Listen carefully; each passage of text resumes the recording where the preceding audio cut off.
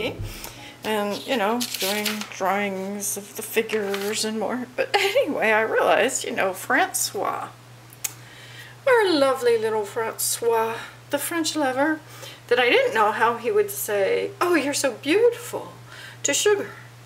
And so I went and looked up, you know, French phrase book, dictionary. Well, I'll say can find beautiful in the phrase book, I mean in the dictionary, but apparently Americans or English speakers when we go to France aren't supposed to talk about love or beauty because I could not find a phrase for that anywhere in these phrase books.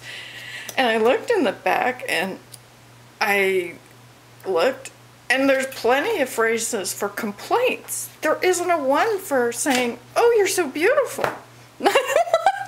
Oh my God. So anyway, I'm going to have to look that up on the internet. But anyway, what I started saying was that I do as much thinking about what's going on action-wise while I'm doing the drawing as I do with the writing. And I'm certainly doing that here with this panel, which, as you can see, will take a while.